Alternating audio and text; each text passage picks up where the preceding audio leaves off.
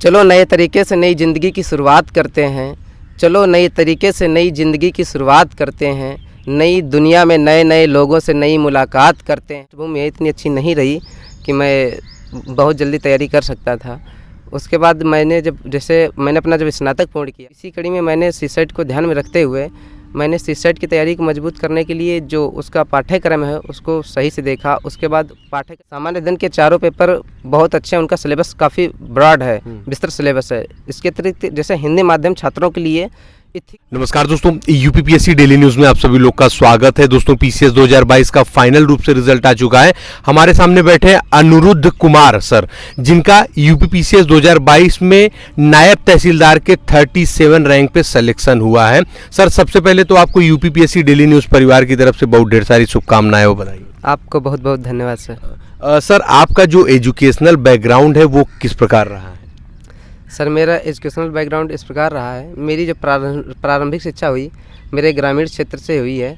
उसके बाद मेरा हाई स्कूल इंटर मेरे गृह जनपद से हुआ है। तत्पश्चात मेरा स्नातक लखनऊ विश्वविद्यालय लखनऊ से 2020 में पूर्ण हुआ है। कौन से गृह जनपद है आपका? हरदोई से जी। अच्छा सर, हम जानना चाहेंगे कि ये आपका कौन सा अटेम्प्ट है और कौन सा ये माध्यम है? मेरा हिंदी माध्यम था और प्री के हिसाब से मेरा 3rd अटेम्प्ट था और पहला मेरा मेंस था और पहला इंटरव्यू पहली बार में मुझे सफलता प्राप्त हुई है। अच्छा सर, हम जानना चाहेंगे कि आपने इसके पहले कहीं मतलब कोचिंग की थी इस तैयारी को लेकर के? मैंने जो मेरा वैकल्पिक विषय था उसका गाइडेंस प्राप्त किया था संस्थान से। वैकल्पिक को लेकर जी। और कहीं प्रारंभिक परीक्षा को लेकर और या GS first second third fourth paper के लिए कहीं से कोचिंग करी थी? नहीं, सेल्फ स्टडी की गई थी उसके लिए जी। वैकल्पिक विषय का अध्ययन लिया, गाइडेंस लिया था। तो सर अब इसी श्रेणी में हम जानना चाहेंगे कि आपको सिविल सर्विस की तैयारी में जाने का मतलब कब से दिमाग में आया कि अब हमको सिविल एस्पिरेंट बनना है जो है? जी, सबसे पहले जब मैं इंटरमीडिएट की मतलब शिक्षा ग्रहण कर रहा था अपने जनपद में, उस समय मेरे गांव में कुछ कार्ड धारकों को राशन नहीं प्राप्त हो रहा था। तो उनकी समस्या मुझे पता चली तो मैंने उन्हें राशन दिलाने के लिए शिकायत की अधिकारियों के पास। तो जिस अधिकारी के पास शिकायत की तो उसने मेरे कहने पे मेरे एप्लीकेशन देने के बाद सभी पात्र गृहस्थी धारकों को राशन दिलवा दिया। तो उसके एक फ़ोन करने पर 50-60 लोग थे, उनको राशन प्राप्त हो गया। वहाँ से मुझे प्रेरणा मिली कि यदि ये व्यक्ति फ़ोन करके 50-60 लोगों का कल्याण कर सकता है, यदि मैं बड़े पद पर जाऊँगा तो मैं कितनी बड़ी संख्या में जनता का भला कर सकूँगा या समाज की सेवा में योगदान दे सकूँगा।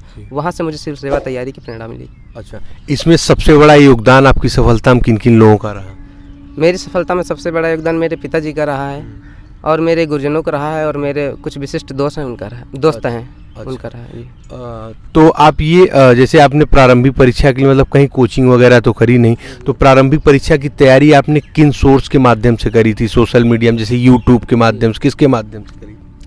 देखिए, प्रारंभिक परीक्षा के लिए सबसे ज़रूरी है कि एनसीईआरटी पढ़ना, उसके बाद होता है स्टैंडर्ड बुक पढ़ना। तो मैंने एनसीईआरटी बुक पढ़ी और स्टैंडर्ड बुक भी पढ़ी। उसके साथ साथ मैंने सोशल मीडिया का भी यूज किया है। जैसे जो साइट्स होती हैं ऑनलाइन उनका मैंने प्रयोग किया था। जैसे IAS बाबा हो गया, विजन IAS की साइट हो गई, दृष्टिक हो गई या इनसाइट ऑन इंडिया, ये साइट हमने प्रयोग की थी ऑनलाइन स्टडी के लिए। अच्छा, ऑनलाइन स्टडी प्रारंभिक परीक्षा के लिए जी। अच्छा, करंट अफेयर के लिए फिर आपने कहाँ से पढ़ाई करी थी? करंट अफेयर्स के लिए मैं न्यूज़पेपर पढ़ता था, मंथली मैगजीन पढ़ता था और डेली एडिटोरियल एनालिसिस भी देखता था। अच्छा, तो आप अच्छा ये बताइए सीसेट के लिए तैयारी आपने कैसे अपनी पूर्ण की? मित्रों, क्या है कि प्रारंभिक परीक्षा के लिए सबसे ज़रूरी सीसेट भी है। जितना सामान्य अध्ययन का मतलब ज़रूरी है, योगदान है प्री क्वालिफाई करने में, उसके बराबर ही सीसेट का भी है। यदि आप सीसेट क्वालिफाई नहीं करते तो समझिए आपकी प्रारंभिक परीक्षा उत्तीर्ण करना काफ़ी मुश्किल है आपके लिए। तो इसी कड़ी में मैंने सीसेट को ध्यान में रखते हुए मैंने सीसेट की तैयारी को मजबूत करने के लिए जो उसका पाठ्यक्रम है उसको सही से देखा। उसके बाद पाठ्यक्रम एक एक बिंदुवार उसकी तैयारी की। उसके लिए जो स्रोत लगते हैं मैंने एकत्रित किया और मैंने तैयारी सही मार्गदर्शन प्राप्त करके शुरू की और मैंने सफलता प्राप्त की। अच्छा, तो आपका जैसे पढ़ने का जो रूटीन होता था, दिनचर्या किस प्रकार रहता था? मित्रों, मैं बता दूं, मेरा पूरा प्रयास रहता है कि मैं नियमित दिनचर्या का पालन करूं। जैसा मैं प्रातःकालीन उठता था तो मतलब दैनिक क्रिया करने के बाद मेरी स्टडी जरूर होती थी। हर रोज़ ऐसा मेरा कोई दिन मिस नहीं होता जिस दिन मेरी प्रातःकालीन की पढ़ाई ना होती हो। तो प्रातःकालीन के 2 घंटे मेरी स्टडी का गोल्डन आवर रहता था। उसके बाद पूरे दिन भर में जो फिर शेड्यूल डिसाइड रहता था कि क्या पढ़ना है और क्या क्या नहीं पढ़ना, वो सेक्शन में मैं बांट लेता था। जैसे 2 घंटे लक्ष्मीकांत पढ़नी या 2 घंटे स्पेक्ट्रम पढ़नी है या शाम के 2 घंटे एनसीईआरटी ज्योग्राफी पढ़ना, इस प्रकार मेरा रूटीन चलता था। अच्छा, इसी प्रकार आप अपनी पढ़ाई को कंटिन्यू करते थे। तो अच्छा, इसमें टेस्ट सीरीज वगैरह आपने लगाया था? जी प्री में? जी, प्री में टेस्ट सीरीज लगाई थी और मेंस में भी टेस्ट सीरीज लगाई। तो मेंस के लिए सर अभी तो आगे पूछेंगे, प्रारंभिक परीक्षा के लिए कितनी टेस्ट सीरीज आपने लगाई थी और कहाँ से? जी, प्रारंभिक परीक्षा के लिए टेस्ट सीरीज मैंने विभिन्न कोचिंगों की खरीद रखी थी, मतलब ऐसा मार्केट में जो होती हैं वो ले रखी थी। तो मैंने लगभग 70 से 80 टेस्ट लगाए थे और सभी मित्रों को मैं सलाह भी देना चाहता हूं कि जो प्री में बैठने जा रहे हैं ज़्यादा से ज़्यादा टेस्ट लगाएं। अच्छा, तो टेस्ट सीरीज़ में जैसे कुछ आप अपनी तरफ से सजेस्ट करें, आपके लिए कौन सी टेस्ट सीरीज मतलब सही लगी, लोगों की कौन सी कोचिंग? देखिए, सभी मित्रों की अपनी अपनी रणनीति होती है। अब ऐसे किसी सभी कोचिंगों की बेहतर है, जैसे आप दृष्टि की ले सकते हैं, विजन की ले सकते हैं, ध्येय आईएएस की इनकी आती है और इनसाइट ऑन इंडिया की भी आती है, आईएएस बाबा की भी, इन सब की आसानी से उपलब्ध हैं। आप जिसकी एफर्ट कर सकते हैं उनकी ले सकते हैं। जैसे आपको मतलब पैसे की समस्या हो सकती है तो आप डिसाइड कर सकते हैं कौन सस्ती आपको पड़ रही है, कौन महंगी। तो इस प्रकार आप अपना निर्णय ले सकते हैं और अपनी तैयारी को मजबूती प्रदान कर सकते हैं। अच्छा, आपको किन कठिन परिस्थितियों का सामना करना पड़ा अपनी तैयारी को शुरू करने से लेकर, जब से आप मोटिवेट हुए कि कोई अधिकारी किसी के लिए इतना कर सकता है तो हम क्यों नहीं बन के कर सकते हैं? तो कब से आपको कौन सी कठिन परिस्थितियों का सामना करना पड़ा तब से लेकर के अब अंतिम रूप से चयनित होने तक? मित्रों, मैं बता दूं आपको कि मेरे बहुत ही संघर्षपूर्ण मेरा जीवन रहा है। मेरी जो पृष्ठभूमि है इतनी अच्छी नहीं रही कि मैं बहुत जल्दी तैयारी कर सकता था। उसके बाद मैंने मैंने अपना जब स्नातक पूर्ण किया, मेरे मित्र लोग सभी प्रशासनिक सेवा की तैयारी कर रहे थे, तो मेरा प्रेरणा तो पहले ही मुझे प्राप्त हो चुकी थी। तो मैंने फिर उन्हीं मित्रों के सहयोग से जानकारी प्राप्त की और तैयारी करना प्रारंभ किया। तो मेरी तैयारी करने के दौरान बहुत सी चुनौतियाँ रहीं। जैसे क्या होता है कि जब कोचिंग करने के लिए फ़ीस की व्यवस्था करनी रहती थी, तो मैंने तो फ़ीस की व्यवस्था नहीं हो पाई, तो इसलिए कोचिंग भी नहीं कर पाए सही से। और जो गाइडेंस हम लोगों ने प्राप्त किया, सभी मित्रों का उसमें योगदान रहा है, तब हमने मतलब किसी संस्थान का गाइडेंस प्राप्त कर पाया। और इसके अतिरिक्त जो संघर्षपूर्ण जीवन रहा है, तो जैसे हम लोग जो रूम लेके रहते थे वो टीन शेड रूम था। तो आप लोग समझ सकते हैं कितना संघर्ष रहा होगा। गर्मियों, जून जुलाई का महीना, और हम लोग की तैयारी उसमें रहती थी, मतलब टीन इतनी टचती हुई, तो बरसात में भी दिक्कत कभी कभी होने लगती थी। हम लोग को इस प्रकार संघर्ष रहा और हम लोग को तैयारी करने के दौरान जॉब भी करनी पड़ी मुझे। तो मैं होटल में जॉब भी किया हूँ। हाँ, जॉब के साथ तैयारी। इसका मतलब आपका काफ़ी कठिन संघर्ष रहा है, मतलब पढ़ाई में जो लेकर? जी, काफ़ी कठिन संघर्ष रहा है। और मैं मित्रों को बता दूं, मेरी एक संघर्ष की वीडियो पहले बनाई जा चुकी है जो BPR ब्लॉग पे पड़ी हुई है। उसको आप लोग देखेंगे तो बहुत अच्छा आप उसमें मोटिवेट होंगे। वास्तविक कहानी उसमें दिखाई गई है, उसमें मतलब एक्स्ट्रा बढ़ाया चढ़ा के नहीं दिखाया गया है। अच्छा, क्या बता रहे हैं? BPR blog? BPR blogs. तो दोस्तों आप सभी लोग सर्च करके देख लीजिएगा। दोस्तों अब हम सर से जानेंगे कि आपने मेंस परीक्षा में हिंदी और एसे के लिए कैसे तैयारी करी थी? जी मित्रों, मैं बता दूं, अगर जैसे PCS हो या UPSC, दोनों में हिंदी का बहुत बड़ा योगदान है। PCS में तो विशिष्ट कर, क्योंकि 2 पेपर होते हैं, दोनों मेरिट में जुड़ते हैं। जो सामान्य हिंदी का होता है और हिंदी निबंध का होता है। तो सामान्य हिंदी के लिए तो आप जितना पढ़ें और प्रैक्टिस करें, जैसे जो उसका पत्र लेखन वगैरह होता है, तो उसकी बहुत अभ्यास की आवश्यकता है। इसी प्रकार निबंध लिखने के लिए सबसे ज़रूरी है कि जो आयोग का पाठ्यक्रम है चारों GS का, वो आपका पूर्ण होना चाहिए, उसकी आपको समझ होनी चाहिए। आप ये समझिए कि जो निबंध लिखते हैं आयोग का, वो चारों पेपरों का सार है। उसके साथ ही आपकी अभिव्यक्ति, आपके विचार और आप क्या सोचते हैं उस टॉपिक के बारे में, ये उसमें प्रदर्शित करना रहता है। और इसलिए मैंने जो अपना निबंध की जो मैंने तैयारी की, तो मेरा क्या रहता, मैं पाठ्यक्रम जो अपना पूर्ण कर लिया था लगभग 1 साल के बाद, तो पहले निबंध लिखता था तो उतना अच्छा नहीं लिख पाता था। लेकिन जब मेरा पाठ्यक्रम पूर्ण हुआ तो मैं हर संडे को एक निबंध लिखता था। मैं निबंध लिखने के बाद स्वयं भी चेक करता, दोबारा उसको पढ़ता था, मित्रों से उसे पढ़वाता था, और कभी कभी 1-2 मेरे टीचर रहते संपर्क में, उनसे मैं अपना निबंध चेक करवा लेता था। इस प्रकार मेरा मतलब तरीका से अच्छा होता गया। बाकी जो निबंध के अंक हैं वो तो जब आएंगे तभी पता चल पाएगा कितना अच्छा रहा है, क्योंकि मैंने निबंध में अपने संस्कृत के कोटेशन भी यूज किए थे, तो उम्मीद है कि अच्छे अंक प्राप्त हुए होंगे। अच्छा, तो वही कोटेशन का आपका जो सोर्स रहा वो कहाँ से प्राप्त किया? मेरा वैकल्पिक विषय है। अच्छा, वैकल्पिक विषय है आपका, ठीक है, तो बड़ी अच्छी बात है। सर अब हम जानना चाहेंगे GS first paper, second paper, third paper और फोर्थ पेपर, यदि आपके सोर्सेज इन चारों GS के लिए एक ही थे तो एक बार बता दीजिए, अगर अलग अलग सोर्सेज थे तो अलग अलग बताइए। वैसे GS फोर्थ पेपर जो है एथिक्स, एप्टीट्यूड और इंटीग्रिटी, जो थोड़ा टफ भी माना जाता है लोगों के लिए, तो उसको लेकर के आप थोड़ा सा अपडेट दे दीजिएगा फोर्थ पेपर में। देखिए मित्रों, मैं आपको बता दूं कि सामान्य अध्ययन के चारों पेपर बहुत अच्छे हैं, उनका सिलेबस काफ़ी ब्रॉड है, विस्तृत सिलेबस है। इसके अतिरिक्त जैसे हिंदी माध्यम छात्रों के लिए इथिक्स पेपर वरदान है। यदि आप हिंदी माध्यम के हैं तो आप समझे इथिक्स में 120 तक नंबर आप उसमें ला सकते हैं। तो मेरा इथिक्स के लिए क्या रहा कि मैं क्वेश्चन आंसर लिखता था, उसमें डिफिनेशन देने के बाद तुरंत उसके एग्जाम्पल कोड करता था, और शायद यही मेरी रणनीति रही तो सफलता प्राप्त कर पाया हूँ। और रही बात उसको तैयार करने की, तो मैंने लेक्सिकन की बुक थी उसको पढ़ा। इसके अतिरिक्त जो पतंजलि का नोट्स आता है वो पढ़ा मैंने। उसके साथ साथ मैंने इथिक्स की आंसर राइटिंग बहुत की थी एग्जाम्पल देने के साथ साथ। यदि कोई मित्र इथिक्स तैयार करना चाहता है तो जैसे लेक्सिकन बुक और पतंजलि का नोट्स ज़रूर पढ़े, उसके साथ लिखे और एग्जाम्पल बहुत याद करे वो। अच्छा सर, फिर जीएस फर्स्ट सेकंड थर्ड के लिए कहाँ से आपकी रणनीति सोर्सेज रहे? जीएस फर्स्ट सेकंड थर्ड तीनों में मेरी जो सफलता है उसमें एनसीईआरटी आधारित है। एनसीईआरटी मैंने अच्छे से पढ़ी थी और एनसीईआरटी को बेस बना कर के मैंने आंसर राइटिंग शुरू की थी। उसके बाद जो स्टैंडर्ड बुक होती हैं उनको पढ़ा मैंने, जैसे लक्ष्मीकांत हो गई और जो स्पेक्ट्रम हो गई। और इकोनॉमी के लिए मेरे जैसे मैंने एक्चुअली जो बैकग्राउंड मेरा रहा है एकेडमिक का वो थोड़ा इकोनॉमिक का रहा है, तो मेरा पहले से इकोनॉमिक का नोट्स था तो मैं वही पढ़ता रहा। और जो इन्वायरमेंट के लिए होता है जीएस 3 में, तो उसके लिए दृष्टि पब्लिकेशन की बुक आती है वो मैंने पढ़ी थी। और जीएस 2 में जो राज्य व्यवस्था का जो पोर्शन रहता है और अंतर्राष्ट्रीय संगठन का, तो राज्य व्यवस्था के लिए लक्ष्मीकांत और एनसीईआरटी, और जो अंतर्राष्ट्रीय संगठनों का तो वो ऑनलाइन साइट से उपलब्ध है निःशुल्क, तो आप लोग उसको ढूंढ सकते हैं। इसी प्रकार जीएस 1 में जो है हिस्ट्री का है, एनसीईआरटी से मैंने तैयार किया। जो मॉडर्न का है मैं स्पेक्ट्रम से तैयार किया। तो जीएस 1 का पेपर है तो उसका जैसे हिस्ट्री का पोर्शन में स्पेक्ट्रम और एनसीईआरटी से तैयार किया।